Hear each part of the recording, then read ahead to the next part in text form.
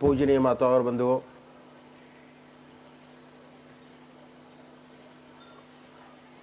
अभी तक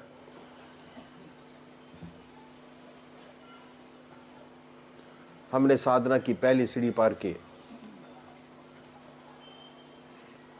पूजा क्यों और कैसे करें, इसके विषय में कल शाम को बताया गया।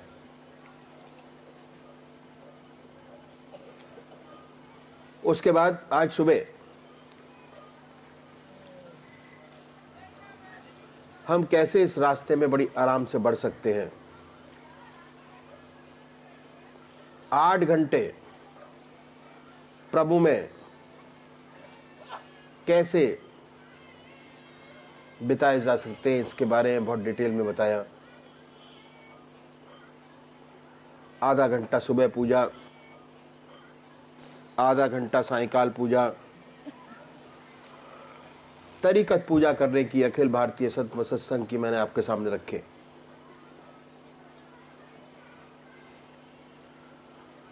उसका दूसरा सब स्टेप, हर मनुष्य भोजन करता है।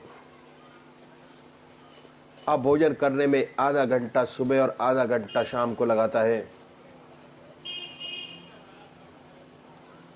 ये भी बड़े आराम से परमात्मा की याद में किया जा सकता है। जैसे ही भोजन आपके सामने आए, अपने इष्ट देव के अर्पण कर दीजिए। हे प्रभु, हर ग्रास, हर कौर बिना परमात्मा की याद के ग्रहण न करें। जैसे भोजन आपके सामने आए, अपने इष्ट देव की याद में डूब जाइए। हर ग्रास, हर कौर अपने इष्ट देव की याद में खाइए। दूसरी बात स्वादेंद्रिय निग्रह की बताई मैंने आपको कि जब तक स्वाद पर कंट्रोल नहीं हो जाता, आत्मा की सारी इंद्रियों पर कंट्रोल नहीं हो पाता। बहुत से महात्मा बहुत कष्ट उठाते हैं स्वाद पर कंट्रोल करने के लिए। कोई फीका छोड़ता है, कोई मीठा छोड़ता है, कोई नमक छोड़ता है। कोई साधु महात्मा तो घास घोट कर पीते हैं सारी जिंदगी स्वादेंद्रिय निग्रह, स्वाद पर कंट्रोल करने के लिए। हमारे संतों ने जो ग्रस्त में हुए, बड़ा सुंदर और रैशनल तरीका भोजन करने का बताया कि परमात्मा की याद में डूबकर भोजन कीजिए। ऑटोमेटिक स्वादेंद्रिय निग्रह हो जाएगा। स्वादों से आप ऊपर उठ जाएंगे। आपको पता ही नहीं होगा कि किस स्वाद की चीज आप क्या पान कर रहे हैं। परमात्मा की याद में मन डूबा होगा, क्योंकि सुबह पूजा में भी आधा घंटा परमात्मा की याद करते हैं, आधा घंटा सायकाल करते हैं, आधा घंटा भोजन भी परमात्मा की याद में डूब कर रहे हैं।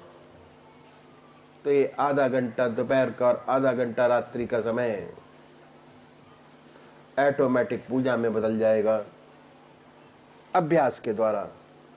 अभ्यास बहुत जरूरी है जिंदगी के अंदर करना। अभ्यास से परफेक्शन आता है। जितनी हमारी जिंदगी की हैबिट्स फॉर्मेशन बनती है वो अभ्यास से बनती हैं। उसके बाद तीसरा स्टेप इन संतों ने बताया, सोने से पहले अगर 20 मिनट परमात्मा को दे दें तो बहुत बड़ी बात हो जाएगी। विहार की शुद्धि हो जाएगी। भगवान श्री कृष्ण ने विहार की शुद्धि पर बड़ा जोर दिया। कैसे होगी इसका तरीका इन संतों ने बताया कि जब गृहस्थ के सारे काम समाप्त हो जाएं, आप अपनी चारपाई पर बैठिए। बैठ के 2 काम कीजिए। पहला, आत्मनिरीक्षण कैसे करें। बड़ा सुंदर तरीका हमारे संत महात्माओं ने बताया जो ग्रस्त में हुए। जब ग्रस्त के सारे काम जैसे मैंने बताया समाप्त हो जाएं, आप अपनी चारपाई पर बैठकर 2 काम कीजिए। पहला, आत्मनिरीक्षण। जो दिन में काम किया सोचें, इसमें देखिए कि कौन सा आपका अच्छा काम हुआ और कौन सा ऐसा काम हुआ जिससे दूसरी आत्मा प्रसन्न हुई और दूसरी आत्मा प्रसन्न नहीं हुई। दोनों को कैटेगराइज कर लीजिए। जो आत्मा प्रसन्न होती है वो अच्छे काम है, जो आत्मा दुखी होती है वो दुखित काम है। अपने मन से पूछिए कि हमने कौन सा ऐसा काम किया जिससे दूसरी आत्मा प्रसन्न हुई हो, उसको अपने इष्ट देव के अर्पण कर दीजिए। हे प्रभु, हमारे में इतनी शक्ति नहीं, आपने कराया और हो गया, उसको अपने इष्ट देव के अर्पण कर दीजिए। दूसरा फिर ये देखिए कि कौन सा गलत काम हो गया। उन गलत कामों में जो सबसे छोटा गलत काम है, जिसको सोचते हैं कि आप बड़े आराम से छोड़ पाएंगे, बड़े आराम से उसको पकड़िए। अपने इष्ट देव से वादा कीजिए कि आज के बाद ये छोटा खरा काम नहीं होगा, और उसके बाद उस काम को छोड़ दीजिए। धीरे धीरे ऐसे कामों को छोड़ने की मन आदत बना लेगा।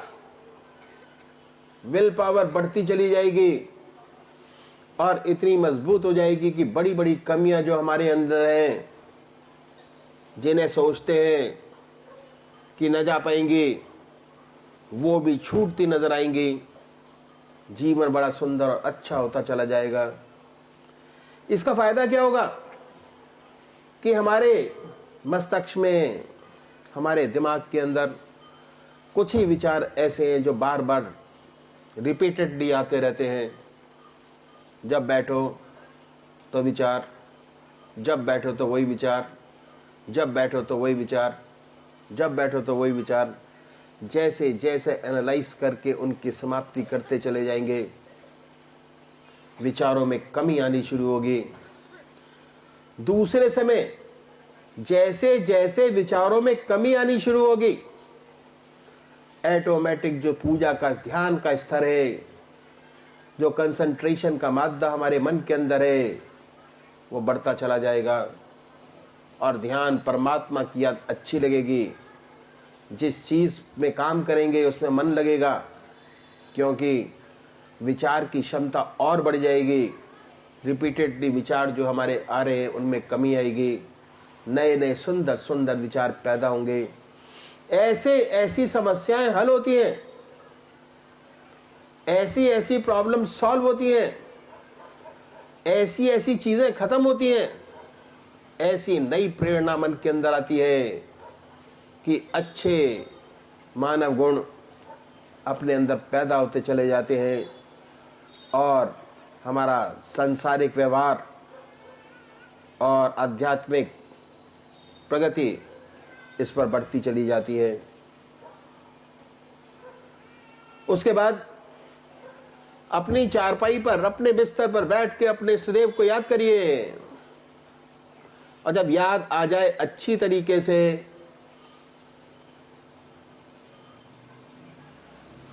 उसी की याद में डूब कर सो जाए। ये अभ्यास, अगर ये अभ्यास करेंगे, बड़े सुंदर सुंदर अनुभव आपको मालूम होंगे। बेखबर होके सोएंगे। जब अभ्यास और बढ़ेगा, विचार शून्यता आएगी। विचार और बढ़ा, सुंदर सुंदर विचार हुए। जैसा विचार वैसा मन, जैसा मन वैसा चिंतन। जैसे जैसे विचार आपके बढ़ते चले जाएंगे, विचार शून्यता आती चली जाएगी, नींद अच्छी आएगी, बेखबर होके सोएंगे। और जब विचार अच्छे होंगे, आप देखेंगे सपने अच्छे अच्छे कि गंगा जी का स्नान कर रहे हैं, अपने इष्ट का दर्शन, अपने गुरु का दर्शन, सत्संग में बैठे हैं। उन साथियों के दर्शन होंगे जो आपके साथ सत्संग में जाते हैं। अच्छा विचार, अच्छा दर्पण, सुबह उठेंगे, बड़ी सुंदर मन की स्थिति होगी और नई चेतना मन के अंदर जागृत होगी जो सारा दिन काम करेगी। 6 घंटे सोने के बड़े आराम से अपने परमात्मा की याद हम कर सकते हैं। इस तरह का हमने देखा कि 8 घंटे बगैर किसी चिंता के चिंतन कर सकते हैं, बड़े आराम से अपने इष्टदेव का, और अपने जीवन को 8 घंटे के लिए सुरक्षित कर सकते हैं।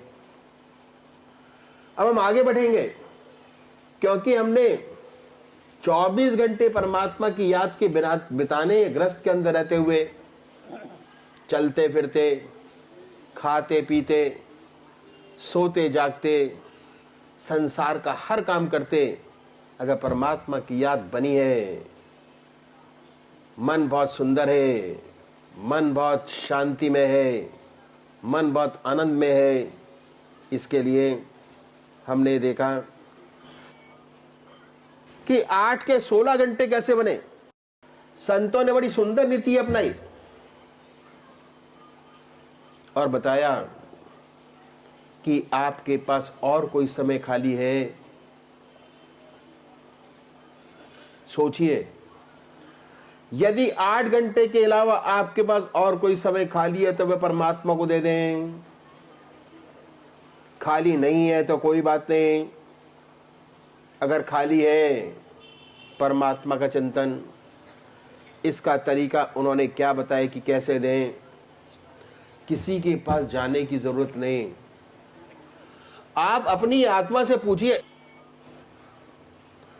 आपकी आत्मा स्वयं निर्णय करेगी कि आपके पास खाली समय है कि नहीं है। इस पर मैं अपने विचार आपके सामने रखूंगा, आप भी देखिए।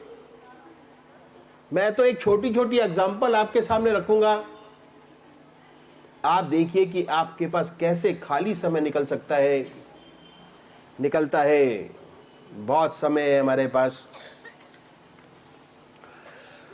अगर खाली है, हम सुबह उठते हैं, शौच जाते हैं, मंजन कुल्ला करते हैं, उसके बाद ब्रश करते हैं, शेव करते हैं, स्नान करते हैं, सारा समय खाली है। 2 घंटे अप्रॉक्सीमेट सभी इस काम में लगाते हैं। कोई दफ्तर का काम नहीं करते, कोई व्यवसाय का काम नहीं करते, ये नित्य कर्म है, सभी को करना पड़ता है, सभी निभाते हैं। ये समय खाली है, हम बड़ी आसानी से ईश्वर को दे सकते हैं अगर कोशिश करें तो। मिसाल के तरीके से हम ब्रश करते हैं, क्या तरीका बताया कि परमात्मा से प्रार्थना कीजिए कि हे प्रभु, ये जो 20 मिनट ब्रश करने के हैं बेकार चले जाते हैं, इस समय का कोई लाभप्रद इस्तेमाल नहीं। परमात्मा से प्रार्थना करें कि ये जो काम करूंगा तेरी याद में करूंगा। ब्रश लीजिए, टूथपेस्ट परमात्मा की याद में लगाइए, ब्रश करना परमात्मा की याद में शुरू कीजिए। जो साधक अच्छे हैं और जिनके संस्कार बहुत ऊंचे हैं और जिनकी आहार विहार की शुद्धि हो गई है, उनसे बहुत आसानी से बन जाता है, दिक्कत नहीं आती। और अक्सर दिक्कत क्या आती है कि हमने शुरू किया ईश्वर की याद में काम करना, थोड़ी देर तक तो मन ईश्वर की याद में लगा रहता है, फिर कहीं इधर आधर भाग जाता है, कहीं दफ्तर में चला गया, कहीं बाजार में चला गया, अपने केंद्र से मन हट जाता है। इसका इलाज ये कि मन से लड़ाई न लड़े। अगर मन से लड़ाई लड़ेंगे तो कभी कामयाबी आपको हासिल नहीं होगी। मन को अपना मित्र बनाइए, और जब मन चला जाए दफ्तर में तो बड़े प्यार से समझाइए कि भाई दफ्तर में 8 घंटे लगाने ही तो हैं, आके 9 बजे से 5 बजे तक क्या करेंगे?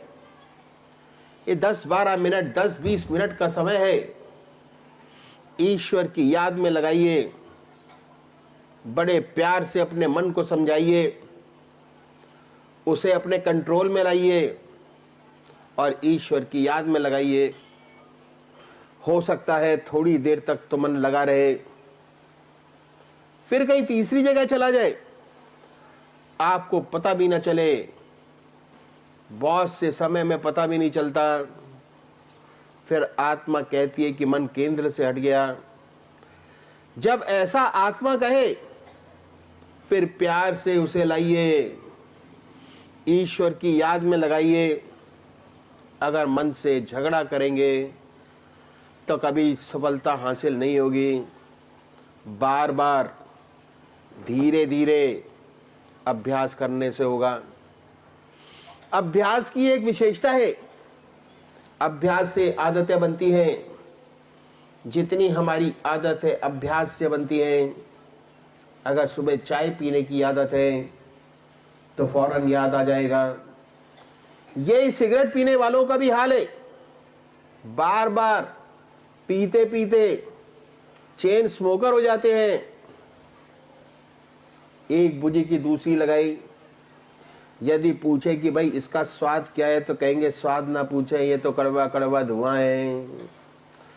लेकिन धुएं की आदत पड़ गई है, बड़ी मजबूरी है।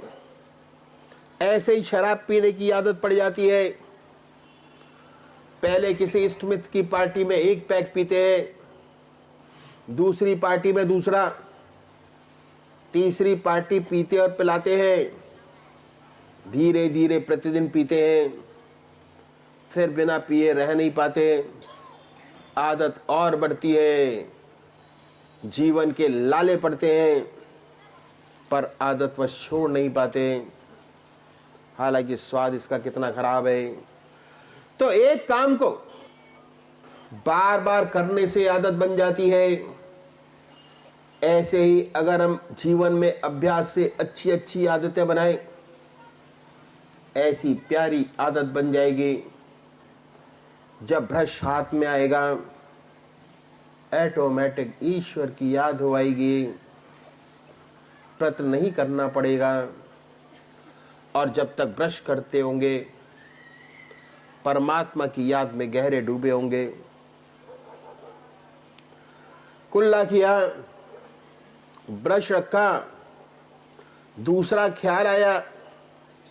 इसलिए भगवान श्री कृष्ण ने अभ्यास पर बड़ा भारी जोर दिया है। अभ्यास से आदतें बनती हैं। जब आदत बन जाती है तो फिर याद अपने आप आती जाती है, ऑटोमेटिक, बिना प्रयास के। दूसरा आइटम, हम सब लोग शेव करते हैं। जैसे ही शीशा और हजामत का सामान सामने आए, अपने ईश्वर की याद में डूब जाइए, उसी की याद में साबुन लगाइए, उसी की याद में ब्लेड लगाइए, उसी की याद में शेव कीजिए। इसको आदत बनाने में समय नहीं लगेगा, क्योंकि आपको ऐसी आदत चली आ रही है अभ्यास से। अगर ब्रश करने के अभ्यास में 6 महीने लगे,